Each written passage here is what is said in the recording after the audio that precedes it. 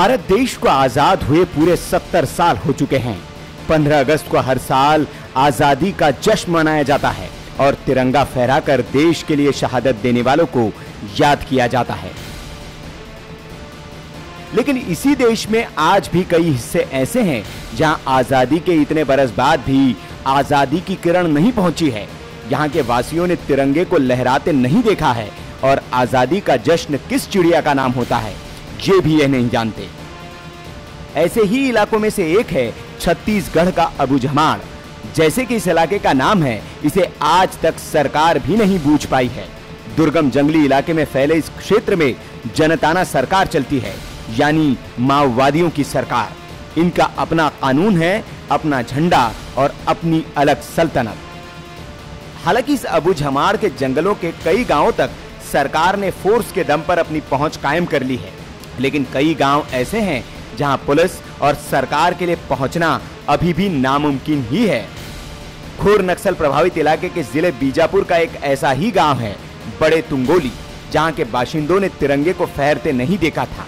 यहां हर साल 15 अगस्त के दिन नक्सली काला झंडा फहराकर इस दिन का विरोध करते थे, लेकिन इस बार पुलिस के जवानों ने 70 साल बाद नक्सलियों की मांद में घुसकर न सिर्फ तिरंगा फहराया बल्कि गांव वालों को आजाद होने का एहसास भी कराया।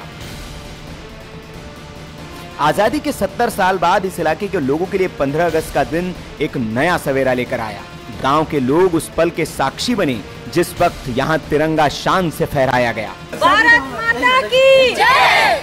फख्र की बात तो यह है कि नक्सलियों के गढ़ में घुसकर उन्हें चुनौती महिला कमांडोज के दस्ते ने दी।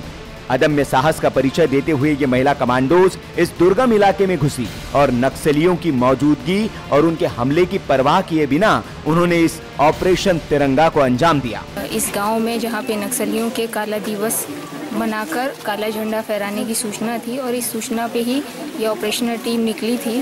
कल रात हम जंगल में रुककर सुबह इस गाँव की ओर आए हैं और यहाँ हमने ग्रामीणों की उपस्थिति में महिला कमांडो के द्वारा यहाँ ध्वजारोहण किया गया है। दरअसल बीजापुर जिले में कई ऐसे गांव हैं जहां आजादी के बाद भी कई सालों से तिरंगा नहीं फहराया जाता है और ना ही यहां पर आजादी का जश्न मनाया जाता है, बल्कि नक्सलियों के कब्जे वाले इन गांवों में नक्सली काला झंडा फहराकर इस दिन का विरोध करते हैं। लेकिन इस बार बीजापुर एसपी केएल ध्रुव ने इन सब गाँवों में तिरंगा फहराने की योजना बनाई और इसके लिए जवानों की टीमें गठित कर ऑपरेशन तिरंगा के तहत इन लोगों को 14 तारीख को ही इन इलाकों के लिए रवाना कर दिया गया।